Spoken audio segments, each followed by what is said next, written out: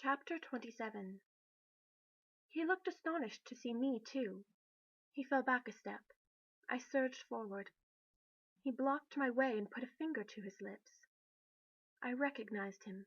He was Uju, Ivy's favorite guard. "Come," he whispered. "I have horses saddled." He eased the dungeon door closed. I thought of charging past him. I didn't know why he would help me. It might be a trap, but why trap me? I was believed to be in a prison cell. I needed help. I hadn't thought beyond the dungeon. I followed Uju through the tunnel. At the turn, instead of continuing toward the great hall, he veered right. After a few yards, we ascended half a flight of wooden steps to a door, which opened smoothly as though in frequent use. We entered a storage cellar and walked down a narrow aisle lined with casks of sesame seed oil. The casks gave way to crates. I smelled tarragon. I heard a chirp, then another, then a trill. Some birds had found refuge here. We passed through another doorway into a room of furniture shrouded in canvas. Uju crossed to a door. He threw it open and we stepped into the grey world before dawn. He stared at me, then whispered, "You're so comely." "Don't waste time." The lists were on my right, the stable straight ahead, across an exercise yard where 2 horses waited. I mounted a dun-colored stallion, he a piebald mare. Instead of riding past the guardhouse and over the drawbridge, we crossed the moat, which was low and gave the horses no trouble. I looked back at Ontio Castle. It hadn't been my home for very long. The air was warm and moist. I refused to think, and I held sorrow and rage at bay. I smelled the grass in the field we cantered through, felt the soft wind on my face, heard the birds wake up, and admired the grace of my hands on the reins and the shapeliness of my knees through my skirt. After an hour of hard riding, we reached the foothills of Mount Ormallo.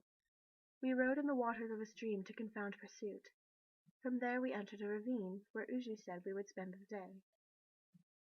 He tethered the horses to a poplar. I sat leaning against the ravine wall, where I was least likely to be seen from above. Uju sat near the ravine wall too, several yards away. I rose and went to him. "Why did you come for me?" I'd never seen him anything but quiet and stern, and he remained so. He took more than a minute to answer me, then he shrugged. "Her Majesty commanded me to." "Ivy?" I retreated to my spot against the ravine wall. "Where are you taking me?" He shrugged again. "Far." A listening look came over me.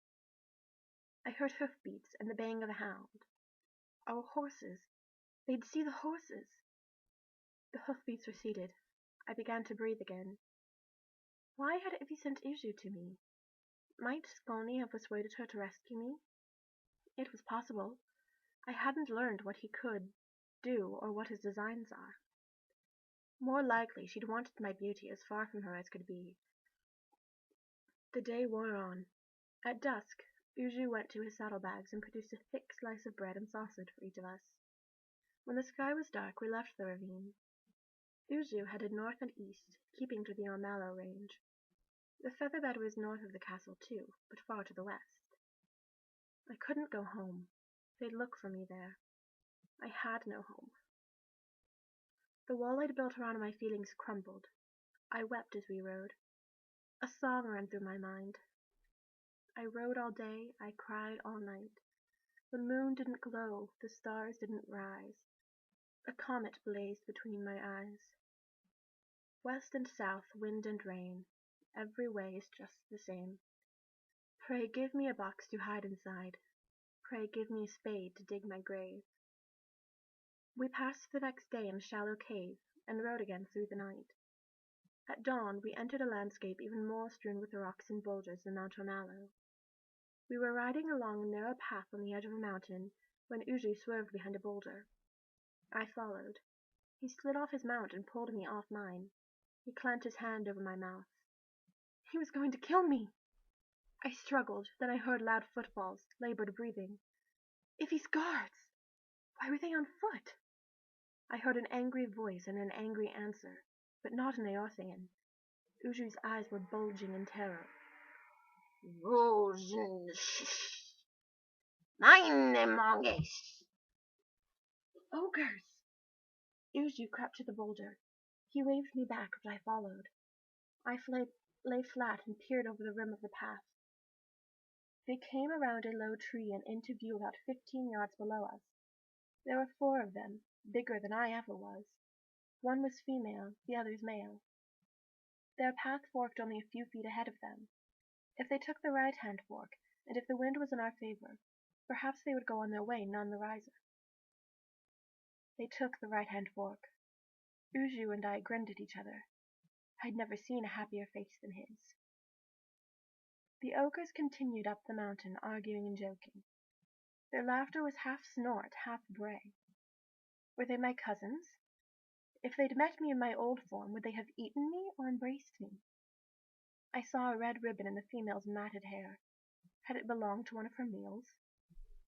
Uju's mare neighed. Woofala! Uju and I scrambled back from the path. He pulled out his dagger. Run, he mouthed at me. I saw him prepare to attack. He'd die. They'd persuade him before he could strike. I illused a whinny coming from the other side of the ogres, somewhere down the mountain. Uju turned toward me. Afnoonvala! I illused an answering whinny, also down the mountain. The ogres babbled and squabbled. I wished I could see what they were doing. I got my wish. A head rose above the ledge.